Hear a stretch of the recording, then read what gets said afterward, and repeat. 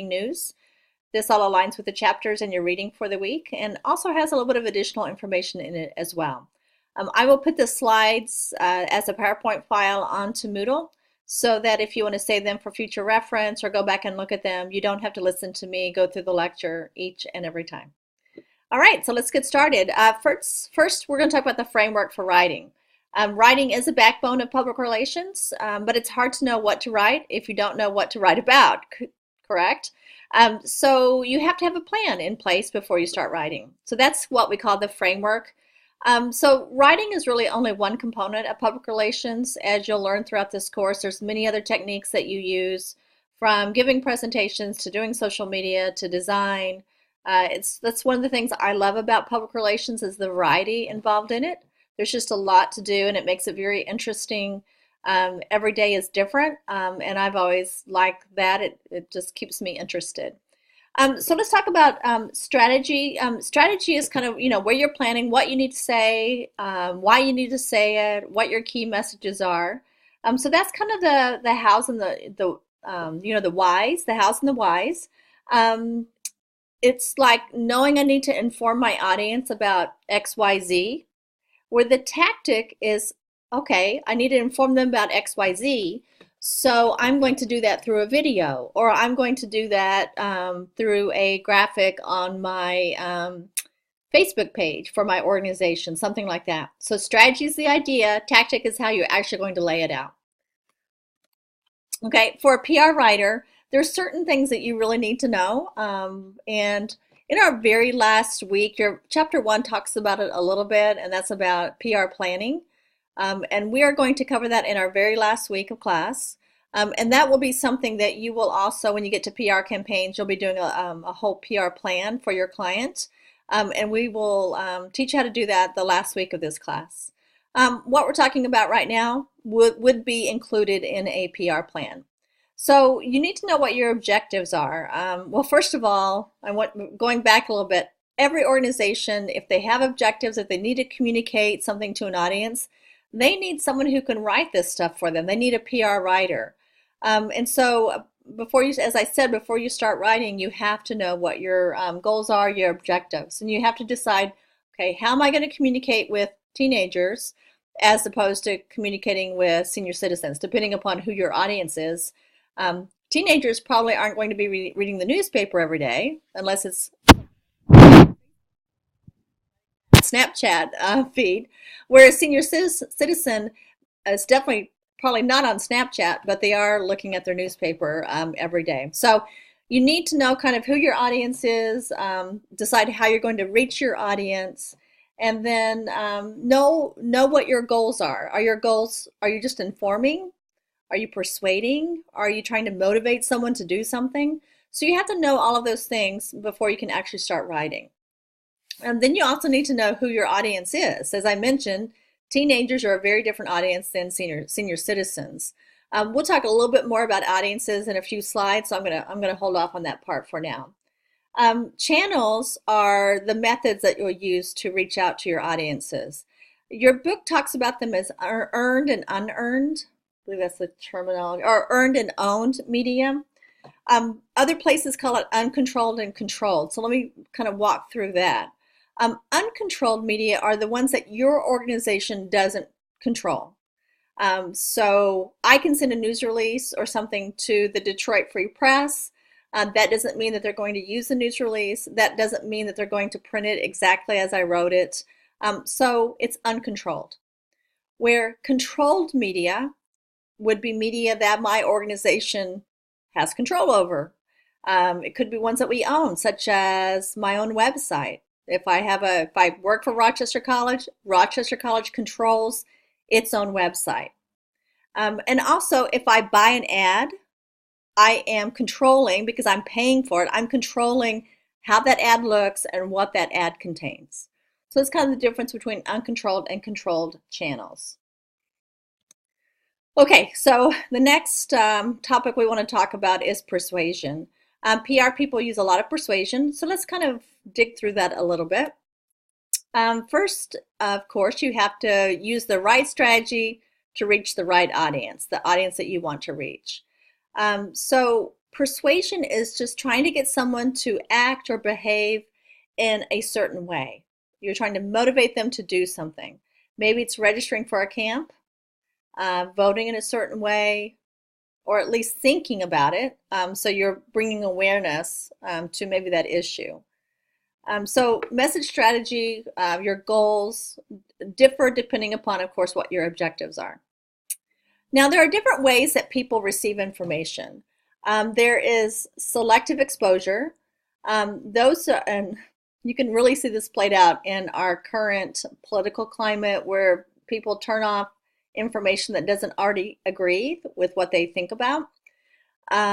Selective exposure is that idea that they're only going to listen to channels or seek information that already agrees with how they think. Selective attention means that they are going to tune out anything that doesn't already agree with them. So if it doesn't already agree with, something that reinforces my beliefs or my behavior, I'm not going to pay attention to it. That's the idea behind selective attention. So if I am a vegetarian and I decide, there's an ad that's trying to get me to go buy the latest Big Mac at McDonald's, I might immediately tune that out because of my selective attention. Then there's selective perception. You may get information, but you're going to interpret it so that it agrees with your beliefs. That's why two different people can hear the same set of facts and maybe come away with different interpretations of it. And then there's selective retention. That's where you're going to forget the unpleasant. Just say, I don't like this, I'm going to forget about it. So people are usually more receptive to messages when they're presented in good environments. Makes them happy, or they just feel good because of your message. That's why you see some humor in advertising, because it's a pleasant experience. Okay, the elaboration likelihood model is just an idea about how people receive information. So messages that are trying to persuade someone, they're sent out, transmitted, and received in different ways. The central route is when someone actually spends a lot of time. They're very concerned about an issue, and so they spend a lot of time being persuaded. They're open to ideas. They want you to elaborate on the message. The peripheral route is, okay, I'm busy, I don't have time to think about this particular message. So I might say, the celebrity who I like wears this kind of deodorant. And so they wear that same type of deodorant. They don't have to make any decision. They do what the celebrity or the authority figure, their mom or their dad or their preacher, whomever, might tell them to do. They also, because of peer pressure, they might make certain decisions or adopt certain products because that's what everyone else is doing in their group. So if an issue is something you care about, you're likely to go the more central route. You're going to investigate. You're going to go get information. You're going to spend some time on it. Some people always use the central route because they want to process everything. They're those investigators and they want every single detail.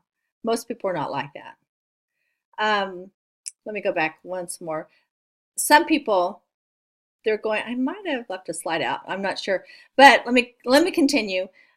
If people are unwilling to spend time thinking about a message, then you're usually going to need to communicate that to them in snippets, humor, smaller ways, something that they, if they're already on Facebook, then maybe you have some type of ad or message that communicate really briefly on that page, and they might be able to get a little bit of that information going the peripheral route. They're not really paying attention to it, but they kind of run into it in the midst of their other activities. Okay, so persuasive strategies. Most people, if they want to identify with something. So the more that you can identify your cause, your issue, your product, your problem with someone, how does this affect someone, then they might identify more with what you're trying to do. Action. So as a PR person, you're going to call someone to action. It might be, I need to go get more information about that product. I need to go, when I see it in the store, it's on sale, so I'm going to try it to see if I like that new shampoo. It might be, I need to go register to vote. So you're suggesting a course of action. Maybe it's coming into the dealership to test drive a car, those type of things. Also, trust is important. Do I trust? Do I know and trust the source? The source of your information is very important to most people. So if it's a trusted person telling them about a new idea, a new product, then they might take that more seriously than it's someone that they don't trust. And clarity. You really need to keep your persuasive messages simple. If someone has to work too hard to understand a message, they may not stick with you on that. Okay, so this is from your textbook. This is, I'm not sure what page it's on. It's the 8 factors to consider in persuasive writing. So make sure that it's either it's in chapter 2, I believe. You need to, think about these. Is it a passive or active audience? Source credibility is what we often call third-party credibility as well. So if it's communicated to you in an advertisement that this latest computer or this latest phone is the best ever, it's from a salesperson. It's an ad. It's trying to persuade you. But if it's a third party, if it's a media person or a reviewer, a blogger that does a lot of technology reviews, and they're saying this is the best phone on the market right now, that source is going to have more credibility because it's a third party. They're not gaining anything from telling you to try this new phone or to go to this restaurant or whatever it might be. Any messages that can appeal to someone's self-interest are positive. Most people will respond to those type of things. Again, have a clear message. Timing and context. If your message reaches someone when it's out of date or it hasn't happened yet, they may not pay as much attention to it because the timing is just not right. Symbols and slogans. Slogans work. That's why people have, jingles. Companies spend millions of dollars on jingles and, having the right slogan. Just do it. You can probably think of other slogans. Use of color. We're in a very design, picture-oriented culture. So use strong colors or minimal colors, depending upon what your product is. But having that sense of design is important for PR and advertising purposes. And again, you want to have a call to action or suggest some way that the person should act, whether it might just be get more information, but they need to be called to do something. Okay. This is from your book as well, some ways to be a more persuasive writer. And I'm just going to read the list. You can go read it in your book. Drama, using stats, using information from polls, examples, testimonials, endorsements from a celebrity or a public figure, emotional appeals. Testimonials, let me just talk about the difference in testimonials and endorsements. A testimonial is someone who's actually used your product. If you've watched any TV or been online, you've seen Proactiv for acne sufferers, and they'll have testimonials from a young celebrity to talk about how that product helped clear up their skin. An endorsement is more when someone is paid to say, use this product, wear this watch, drive this type of car, whatever it might be. Okay? So it doesn't necessarily mean testimonials a lot of times are also from just average users to say, I like this, this product has worked for me. Okay. Next slide. Okay, buyer personas. I love this term and I like to use it. Some of you have already had digital media strategies, and that's the textbook we use in that class is by David Meerman Scott, and he uses this term, and it just really connects with me, and it kind of covers a lot of different areas. So in the PR field, we usually use the word publics or audiences. Whatever word you use, if it's buyers, public, audience, it's pretty much inclusive for any person you want to reach. So you can use whatever those terms you want. Just know that if I say buyer personas, I'm also meaning target audience, that type of thing. So your buyer persona, your audience could be a donor. You're trying to raise money for a cause. It could be volunteers trying to get people to help clean up a river or clean up a park. Getting people to subscribe to a website or a magazine. Could be, students are, students, older people, whatever. There can be a lot of different ways that you have for your target audience or your buyer persona. So you need to figure out who your buyer is, your audience. It's really the first thing you need to do. Because it's not about you, it's not about your organization, it's not about your service that you provide, it's not about your product. David Meerman Scott, in this book The New Rules of Marketing and PR, he says, without a focus on the buyer, the typical press release and media relations program is built on what the organization wants to say rather than what the buyer wants to hear. So you always need to think about writing things and communicating to a buyer, to an audience person, and not what you want to say, but what they want from you. So you want to have a conversation. You want to develop relationships. In the olden days, 10 years ago, PR was about just communicating, broadcasting messages to a mass audience. Today, because of the technology, social media, internet, all those type of things, we want to have more two-way conversations. It's not just about giving information out, persuading people. It's about also hearing them and having conversations with them.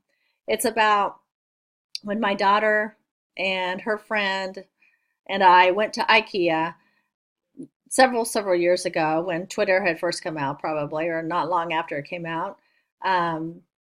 We got the Swedish meatballs. She takes a photo of it, puts it on Twitter, and tags IKEA in it about how much she's enjoying the meal. And she immediately, within 10 minutes, gets a response from someone at IKEA saying, oh, we're so glad, enjoy your Swedish meatballs.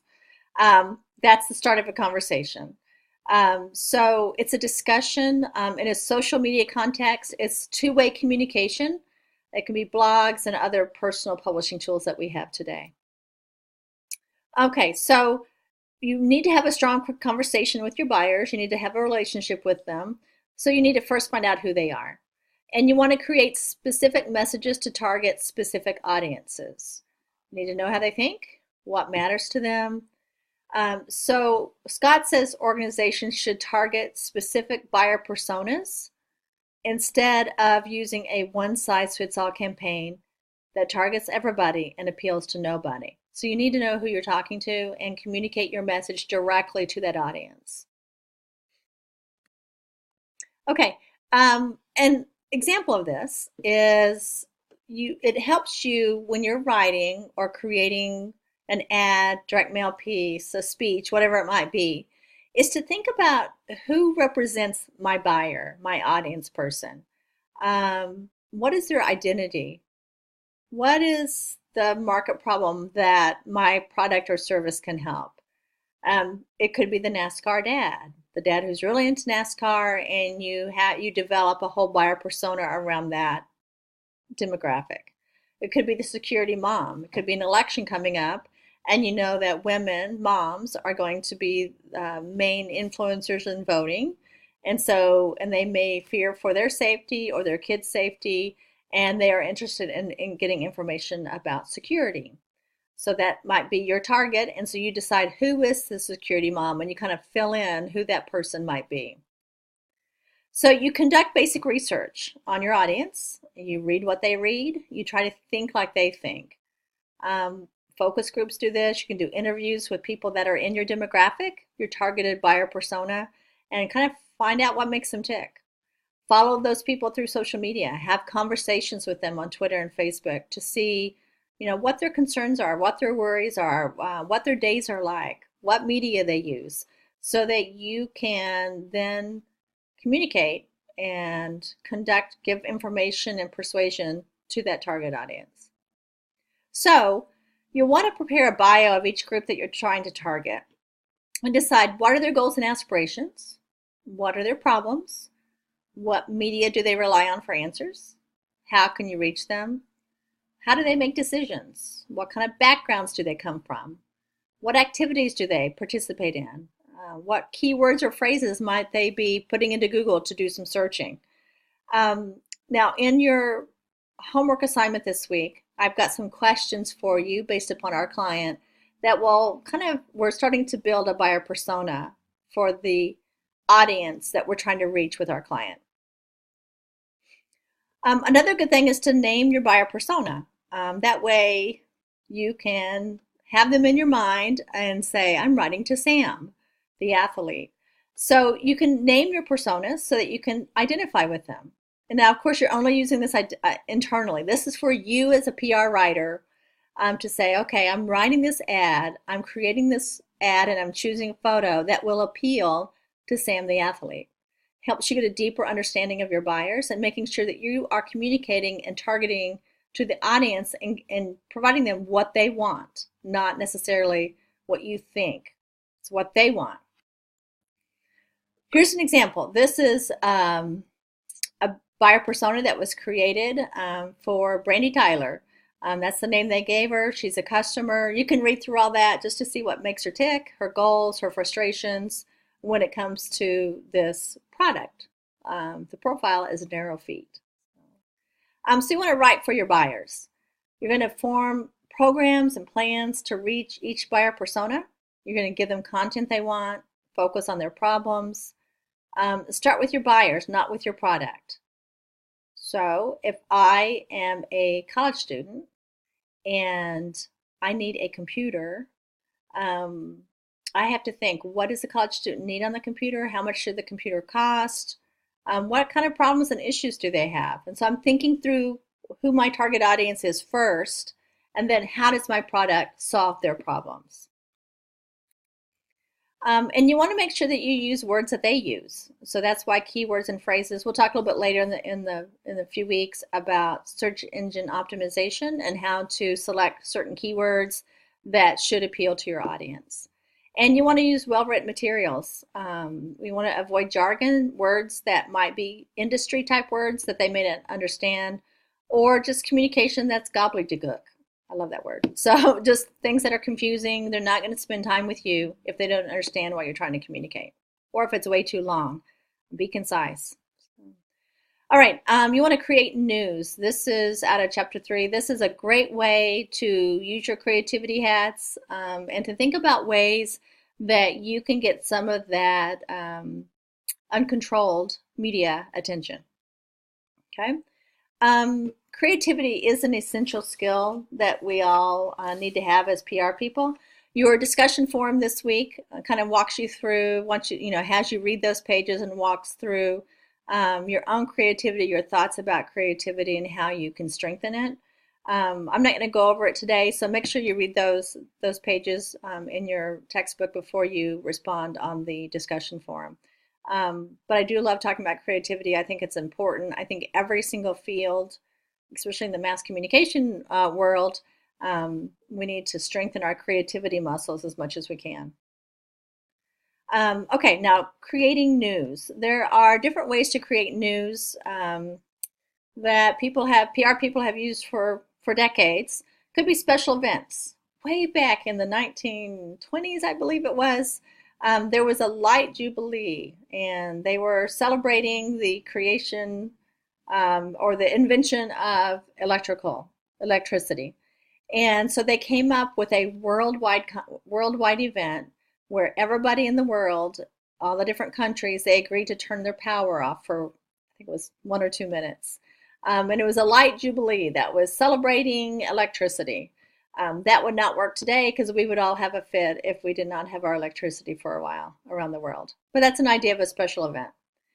Could be contest, a poll or a survey that you conduct, and then you get that information to bloggers, the media, to produce that, stories surrounding the information that you gained. Could be top 10 list. Those are always popular. A demonstration of your product. Publicity stunts. Could be a rally, a protest. Could be an appearance by a spokesperson for your organization, or someone, a volunteer, and someone who's doing really good work for you. And any awards that someone in your company receives, or you could give out awards as well, and that also will create news. So those are different ways to create news. Read those pages in your book to get into the details of all that as well. And one of my favorite things, ways to keep me organized, I tend to think in organized and efficient ways, is I always develop an editorial calendar. And I started doing this years ago when I had my own PR business and I had different clients. For example, Kelly Assisted Living was a home health care business around the nation. It was a nationwide business, and I had an editorial calendar. So I looked at different, this was National Safety Month, And I would create all of my newsletters and news releases, and anything I was doing was about safety for seniors that month. So that just kind of gives you an idea. But I think it helps to have an editorial calendar that you can play off seasons or hot topics in the media, what your clients' services or products are, and develop your calendar around those ideas. That always kept me on task, gave me something to work on, be proactive with each time. I kind of got the idea long ago. President Reagan had Michael Deaver was his communications person, and he would have a theme of the day. So I kind of took that idea as theme of the month, and it's something that PR people do quite a bit, where you kind of key off what's happening around the world or seasonally that's related to your product. Now, David Meerman Scott suggests that you create an editorial calendar. So he says, notice you should build an editorial plan and an editorial calendar for the next year, that you're now focused on creating the compelling content that your buyers are interested in. So in just a few months, once Halloween, maybe right before Halloween, you're going to start seeing and hearing lots of things about Christmas, holiday giving, holiday buying, how to not spoil your kids. There's all going to be all kinds of stories around that, because seasonally, that's when we're approaching and people are starting to think and talk about the holiday season. Okay, so there you go for the, I think that was my last slide. It is. So there you go for the lecture for the week. I hope that was helpful. I'm trying to keep them short, so I'm going through pretty quickly. If you have questions, always, you can use the questions for Laura link on Moodle, or feel free to email me as well. Thanks so much.